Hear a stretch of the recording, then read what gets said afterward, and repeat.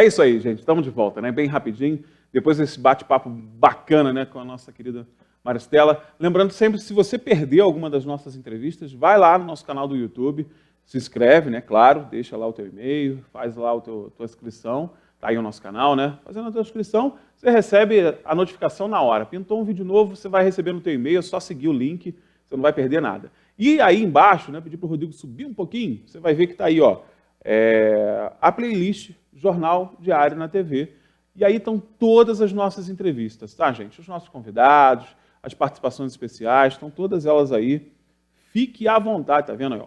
Isso, Jornal Diário, jornalismo, estão todos aí. Então, perdi a entrevista, não consegui assistir, Anderson. Não tem problema, assiste lá depois de novo. Antes da gente ir para a nossa entrevista agora, tem um destaque no G1 de uma matéria, nem tem nada a ver com Teresópolis, não, mas eu queria falar do modo de operar, que aí vai ter a ver com Teresópolis. Presta atenção. Hoje saiu uma mega operação contra sonegação fiscal. Uma sonegação fiscal milionária. 300 milhões de reais de sonegação. É um grupo fornecedor de alimentos famoso. Eles são famosos pelas batatinhas deles, né? São famosos.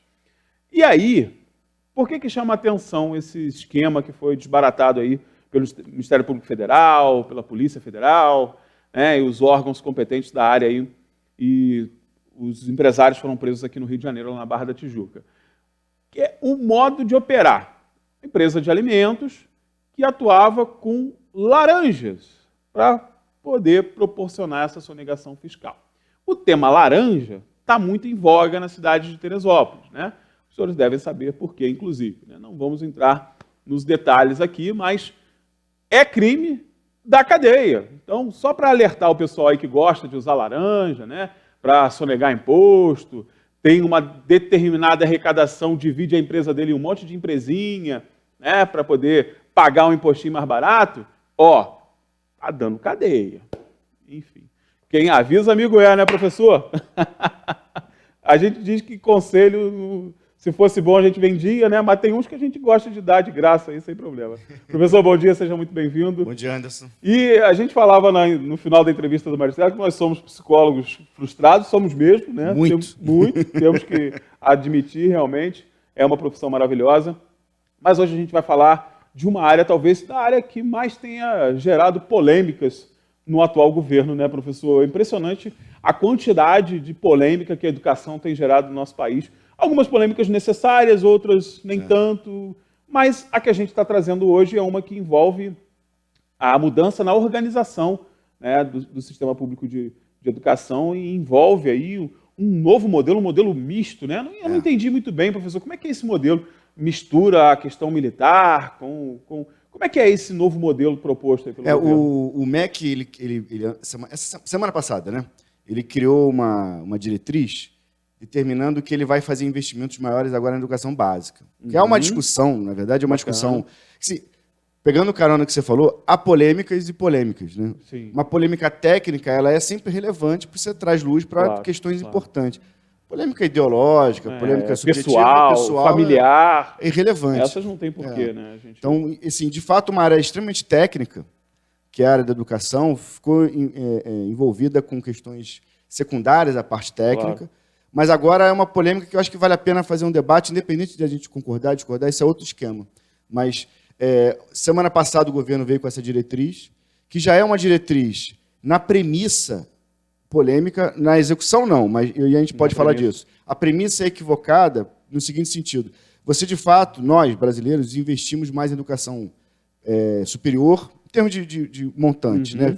Montante federal, mais educação superior do que educação básica. E aí esse governo vem com a diretriz para tentar inverter esse processo. Enfim, e na tentativa de inverter esse processo, escolheu-se investimentos em um modelo de escola que é híbrido, que mistura pedagogia e ensino civil, mas o compromisso com o rigor, com a prática cotidiana do colégio, a disciplina militar. Então, a ideia é que os professores continuem civis, mas que militares da reserva atuem na condução disciplinar desses colégios. Então, aí é um colégio cívico-militar. Por isso, essa nomenclatura, né? E aí, semana passada mesmo, logo no dia seguinte dessa medida, praticamente todos os jornais trouxeram artigos a respeito disso com especialistas concordando. Quer dizer, confesso que todos que eu vi foi discordando. Discordando. Né? Mas evidentemente, tem alguém que concorda. Ah, né? Não, sem dúvida. Né? Eu confesso que eu vi na Folha de São Paulo, um membro de uma bancada, porque agora tem uma característica do Congresso Nacional, que são as bancadas. Então tem bancada para absolutamente tudo. Quase tudo. Tem a bancada das minorias, das maiorias. E das minorias, enfim. Que salvo engano, é alguma coisa assim, bancada dos colégios cívico-militares. Assim. É uma bancada que pensa que a educação pública seria melhor caso... Dessa forma. Então é muito específico, né? E o deputado que estava era um deputado do governo, do PSL, militar. Eu não lembro a patente dele, mas capitão militar. Não sei o quê, major, era nessa... A nomenclatura que ele usa é essa. E, portanto, como ele é favorável, ele estava defendendo isso. Os pedagogos que eu vi falando sobre essa medida eram contrários. E, basicamente, eles eram contrários por uma perspectiva, que é a forma de pedagogia. Uhum. Eu confesso que eu não vou entrar nesse mérito de se a pedagogia do militar é melhor, se é pior, porque isso ainda é subjetivo. Uhum. Então, por exemplo, eu, na minha prática pedagógica, dentro daqueles conceitos que a gente vem conversando de neurociência, eu não entendo uma compreensão holística do mundo, geral, né, completa do mundo, com aprofundamento sobre as questões, se você não fizer associação entre um ponto e outro, entre um conceito e outro, enfim. Mas, por exemplo, na prova da SpaceX, Exército, os conteúdos são, a gente chama de pão, queijo. O que é isso, o que é aquilo, é direto. Pronto, é direto. No caso da AFA, Academia da Força Aérea, portanto, também militar, você tem, numa mesma questão, alguns conteúdos da física, por exemplo. Uhum. Ela, na mesma questão, pede 2, 3... Contextualiza. Então, das Forças Armadas. Ou seja, não há uma homogeneidade nisso. Então, esse é um primeiro elemento. O segundo elemento eu prefiro trazer características positivas e negativas e a gente faz essa análise, o pessoal de casa, nós, para podermos avaliar o que a gente acha disso. Então, qual é o elemento que as pessoas trazem para defender essa iniciativa? Primeiro, a comparação que é feita com o IDEB, que é o Índice de Desenvolvimento da Educação Básica, que é das escolas militares. Esse IDEB é um misto de prova, que é a Prova Brasil, né, com o índice de fluxo dos alunos. Evasão, repetência, mais a nota que os alunos tiram nos anos finais dos segmentos. Né? Então, por exemplo, eu trouxe até um dado aqui que é importante. Dos colégios militares, o IDEB é 6,99, o último. Das escolas civis, 4,94. Aí o pai olha isso, 2 pontos a mais. Pô, é óbvio que eu quero meu filho numa escola militar. Eu quero 6,99, né? Exatamente. Esse é um ponto relevante. Mas a gente tem que entender por que isso acontece. Se a gente pegar qualquer colégio público hoje e transformá-lo em militar, o índice desse colégio vai aumentar rapidamente, se bobear, de um ano para outro. Porque a gente está num patamar tão baixo que qualquer crescimento é um crescimento significativo. E quanto mais baixo o patamar que a gente está, maior a condição da gente crescer. Então, por exemplo, vamos pegar aí a turma dos 100 metros rasos, o Bolt, por exemplo. Bolt chegou num patamar de 9 segundos e 50... 9,5, né? 9 segundos e meio. Ele não vai conseguir correr em 8 segundos. Ele vai conseguir ali 9,48, 9,49. Ele vai baixar bem pouco. Bem pouquinho, porque ele já está muito no limite dele. Então, esse é um ponto. Se você pegar um colégio militarizá-lo agora, ele vai aumentar muito. E aí, de fato, para o leigo, e ninguém é obrigado a conhecer os meandros da pedagogia, da educação, aquilo é bastante significativo por um ponto importante. Os colégios militares, por essa parte disciplinar, ele consegue fazer o aluno ter foco. E um dos grandes problemas do aluno é a falta de foco. A disciplina, né? A disciplina, porque a disciplina vai levar o foco. Então, ele vai ter que entregar o trabalho que o professor pediu, ele não vai poder ficar de bobeira na escola, ele vai ter que fazer a prova, enfim. Muda completamente a postura do aluno nessa aula, nesse colégio. E diminui também a evasão, né? Muito. A evasão quase inexistente nos colégios militares. Exatamente. Porque também tem um elemento, qual o perfil do aluno que procura esse colégio? Na verdade, qual o perfil da família. Da família, né? Que às vezes não é nem aluno. Então, se a família já tem essa preocupação, ela em casa dá um respaldo para esse aluno. É diferente dos alunos que a família não está muito preocupada com isso. Verdade. Então, assim, tem uma série de elementos que não é o colégio em si. É um perfil específico, é o colégio em si também, mas não apenas. E aí tem uma coisa que é bem interessante nisso. Assim. Por que os alunos abandonam o colégio? Grande parte não é por questões econômicas. Verdade. É falta de foco. Falta de foco. A família não está em cima e tal, é a geração neném. É o famoso, eu não preciso disso. Eu não preciso disso. Eu não vou trabalhar com isso, eu não preciso disso. Então, assim, você tem uma evasão baixíssima, inexistente, uma repetência diminui também, porque você tem um rigor do militar com o padrão do ensino público atual, que é a média 5. Dos militares, a média 7. É 7, com um padrão acadêmico muito mais alto do que dos civis. Então, você vai ter uma melhora efetiva. Então, esse é um ponto. Dos colégios militares atuais, Colégio Militar do Rio de Janeiro, de Belo Horizonte, Juiz de Fora, Salvador, aqueles, de fato, administrados, e não é híbrido, é só militar. Só militar. Tem uma característica que é o seguinte, o perfil das famílias que procuram isso também é o mesmo perfil, mas as famílias dos atuais militares. Porque esses colégios servem para que os filhos dos militares, transferidos pelo Brasil, estudem nesses colégios. Verdade. Então, as vagas são prioritariamente para eles. Então, e o militar, ele tem, via de regra, uma perspectiva sobre a educação, porque ele só conseguiu aquele cargo, aquela patente por estudo. Então, ele entende que é pelo estudo que se consegue. Então, o perfil de família, o perfil de aluno é diferente. Sem contar a estrutura do colégio militar, que um professor ganha muito mais, um professor de ensino médio do militar ganha muito mais do que o professor de ensino médio estadual, por exemplo. Então, você tem um perfil de professor diferente e, portanto, nos concursos públicos, os professores são atraídos para esses... É outro perfil. A gente consegue atrair os melhores cérebros para esses perfis, para esses colégios que pagam muito mais. Né? Vou te dar um exemplo. Um professor da rede federal com doutorado ganha 5 mil a mais. Um professor da rede estadual com doutorado ganha 200 e poucos reais a mais. Olha que diferença. Que diferença. Então, qual é o cérebro que vai ser atraído para um ou para outro? Claro. Entendeu? Esse é um fenômeno muito relevante para entender esse fenômeno. Se a gente comparar o IDEB, não sei se o pessoal de casa conhece, porque aqui em Teresópolis não tem. Então, a gente acaba perdendo um pouco essa noção mais geral do Brasil. Existem os colégios, tem o Instituto Técnico, que é ensino médio técnico, Sim. Cefet, por exemplo, Cefet, talvez seja o mais famoso, né? Cefetec, Cefet. A partir do governo Lula, Dilma, começaram a ter uma expansão dos institutos federais de ensino médio e graduação. Então, também tem esse tipo de colégio federal público e tem os colégios de aplicação das universidades. Então, tem o colégio de aplicação da UERJ, da UFRJ, do FJF, do UFMG, enfim. Se você pegar... E aí eu tive o trabalho de fazer isso. São mais de 300 colégios federais, contando os 8 colégios militares existentes.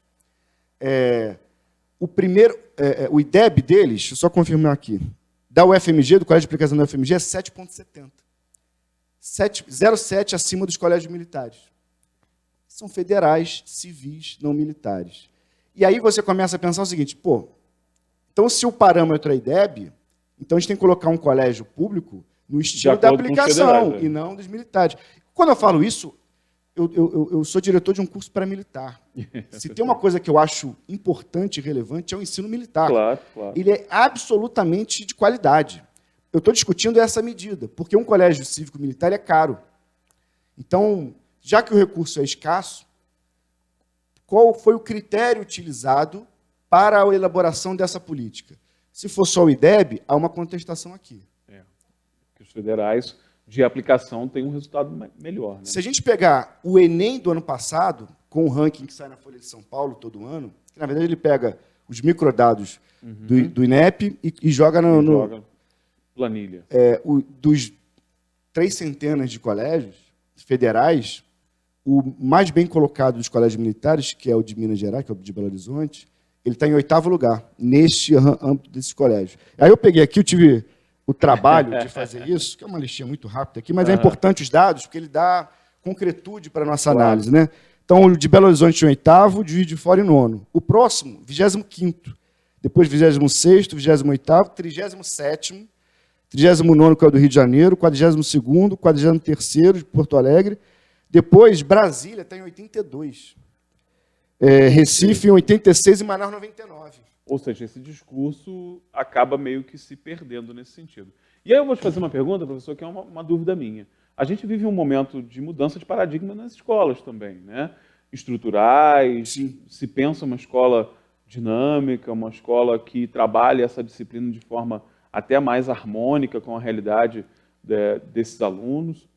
E aí se rompe isso, se vai instituir uma volta àquele modelo disciplinar, hierárquico, né? Quer dizer, todo esse processo de mudança, que está acontecendo também na rede pública. Gente. Não imagino que a rede pública está alheia a esses processos, não. Tem diretores que têm autonomia e que mudam, sabe? Transformam a escola, fazem com que a escola seja mais adaptável aos seus alunos, né? À realidade dos seus Sim. alunos, ao contexto dos seus alunos, à região dos seus alunos. E aí você cria um padrão único. Eu acho meio temerário, assim, como leigo, professor. Sim, sim. Eu acho meio temerário nesse sentido, né? Quer dizer, a gente interrompe um processo de mudança de paradigma na educação para instituir algo que é do século retrasado.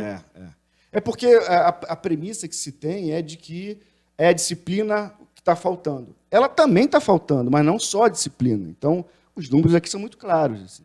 Então, se você coloca o professor... Um exemplo da escola cívica, vamos lá. Cívica militar. Acabou de instituir no colégio público qualquer da cidade, cívico-militar. O salário do professor aumentou? Não vai, né? Não vai aumentar. E aí a minha preocupação é outra. A evasão vai aumentar. Tem esse outro elemento. A evasão vai aumentar, porque hoje o que a gente percebe, e aí o professor vai saber melhor do que eu dados, a gente tem hoje um interstício entre ensino fundamental e ensino médio absurdo. Essas pessoas estão se perdendo aí, estão no mercado de trabalho, estão em subemprego, esqueceram das formações, né? É absurdo, gente. A escolaridade em Teresópolis é algo que tem que ser pensado para ontem. É baixíssima, baixíssima. Né? Os índices, os números, e eu pego os últimos dados da Justiça Eleitoral, por exemplo, são preocupantes. A escolaridade da Justiça Eleitoral ela é preocupante. Temos uma população aí que está perdida sem saber o que vai fazer na área da educação. E aí você sabe que você vai sair, vai pegar um colégio com uma certa disciplina, que você não vai ter possibilidade, por exemplo, de faltar para ajudar o teu pai no trabalho em casa, de faltar para ficar com o teu irmão que está doente. Você não vai ter essa possibilidade, você vai ser punido, né? Porque a ideia é a punição, né? Não tem jeito. Não dá para a gente tapar o sol com a peneira aqui, porque o militar trabalha com a punição. E aí o meu medo aqui, né, pensando muito friamente, é a questão da evasão aumentar, que já é um problema. Acontece comigo em sala de aula. André, eu dou aula à noite, no colégio estadual à noite. À noite, e falo isso com profunda tristeza, porque eu assim, larguei direito, e depois fiz história, e aí como você está com a ideia de, vamos mudar o mundo. Vamos mudar, né? Aquela coisa e tal. E aí eu comecei a trabalhar de manhã, de tarde, e vamos que vamos e tal. Quando eu fui para a noite, é uma outra realidade completamente diferente. E aí, por exemplo, no primeiro ano, que é muito característico isso, minhas turmas de primeiro ano de ensino médio, o índice de enfrentamento a mim é absurdamente alto, sobretudo nos primeiros bimestres, para eles me testarem. E eu, em sala de aula, a minha aula é dinâmica, assim, de um historiador humano, de um cientista humano, plural, etc. Mas, em termos de rigor, é meio militar. Em termos de, não pode fazer isso, não pode fazer, pode pegar telefone. É bem rigoroso. Sim. Esse fato, esses enfrentamentos já geram, de certa maneira, um certo distanciamento de alguns alunos. Claro. Então, assim, infelizmente, acaba sendo um filtro. Porque os alunos acham que o ensino médio à noite vai ser liberdade total, e eles encontram um professor que tem o mesmo rigor da manhã, da tarde e da noite, não deixa eu olhar o telefone, e aí, se é isso eu não quero. Não quero, não é isso que eu quero. Porque, na verdade, ele está ali disposto apenas a pegar o diploma e ir embora. Sim, verdade. Então, nesse caso, de tarde também tem, de manhã também tem. É possível que essa evasão aumente. Mas eu acho que o dado relevante aí para a gente, não sei se é um dado, mas uma reflexão, é a estrutura do colégio se muda. Então, por exemplo, lá no meu colégio tem um data show. Então, se eu precisar usar data show na mesma hora que um outro professor, não rola. Não rola. Entende? E aí, como é que você dá aula de geografia sem mapa? Como é que você dá aula de história sem mapa? Eu falo, por exemplo, eu já dei aula em colégio estadual, só que no campo fundamental, né, de 6º ao 9º ano. E eu falei, eu não lembro exatamente o contexto, mas eu lembro da situação específica. Que eu falei Nova York, e o aluno perguntou se era Europa. E aí, aquilo me impactou muito, porque eu estava no meu primeiro ano de magistério público, assim, né? Eu falei, caramba, é esse nível assim, que a gente está pegando? Eu não sabia que o buraco estava tão profundo. E é assim mesmo, de verdade. Alunos que chegam no ensino médio dessa instituição, assim, que não sabem o que é democracia, república, monarquia. Chegou um analfabeto funcional. Analfabeto funcional, exatamente. A verdade é essa. É muito complicado. Então, assim, pensa numa estrutura que você vai ter um rigor. E assim, vai ter um resultado concreto. Claro. Vai ser ótimo no primeiro momento. Estatisticamente falando. Vai ser maravilhoso. Dados quantitativos, mas e no aspecto qualitativo? No qualitativo, ele tem um teto. Porque ele vai sobe até um patamar, e o patamar seguinte, que é a excelência, ele não consegue alcançar. Porque a excelência se faz em sala de aula, com elementos científicos, com laboratórios. Entendeu? Com um professor bem remunerado. Porque o professor mal remunerado acontece um problema. Eu estou quase um sindicalista aqui falando, mas assim, não é essa a intenção. Nós. Mas um ponto importante aqui é, por exemplo, o professor ganha no Estado, ele vai ganhar lá R$ 1.500 quando ele acaba de entrar, mil e poucos reais. Ele vai trabalhar em sala de aula 12, produzindo aula 4 horas por semana. Então, são 12, 16 horas por semana. Se você perguntar para os professores que estão entrando agora, se eles gostariam de trabalhar 40 horas e receber proporcional, eu não digo todos, mas grande parte vai falar que vai querer e tal. Então, assim, já é uma dinâmica meio burra para mim, né? Você limita ali o número de horários. Beleza, esse é um ponto. Segundo ponto é, quando o professor é mal remunerado, ele vai ter que trabalhar, digamos assim, numa segunda-feira de manhã, ele trabalha no colégio. Aí, de tarde, ele vai ter que ir para outro colégio, no outro dia, no outro colégio. Então, ele acaba não conseguindo ter um vínculo afetivo não cria vínculo, com a instituição. E aí vai ter uma festa junina, um campeonato de futebol no colégio, ele não pode estar lá. E não tem esse vínculo, ele não conhece os alunos pelo nome, porque ele tem... Eu conheço casos de professores com 700 alunos por ano. Não lembra nome. Aí ele lembra do mais indisciplinado e do melhor. O meio termo, que é a grande massa, ele não lembra. É muito complicado isso. Então, o cívico-militar, ele tem, claro, suas características positivas, mas a gente tem que pensar para além disso, buscar excelência. Níveis finlandeses, níveis suecos, e não vai ser com esse modelo que a gente consegue. Talvez no primeiro passo, certamente teremos resultado, mas para chegar num patamar que antigamente chama de primeiro mundo, não é assim que a gente vai conseguir. Tem muito degrau ainda para ser alcançado. Professor, obrigado mais uma vez pela participação. Espero que você esteja aí atento a essas mudanças e participe das mudanças, né? Muitas dessas mudanças foram precedidas de audiências públicas, sejam elas online ou não. A gente precisa estar de olho e precisa estar também acompanhando essas mudanças, porque é o nosso dia a dia. A gente tem que estar de olho sempre. Se a gente, como pais, formos às reuniões de pais nos colégios, já muda muita coisa. Já tá bom. Já começa bem, né? Vamos para o intervalo comercial rapidíssimo. Daqui a pouco a gente está de volta.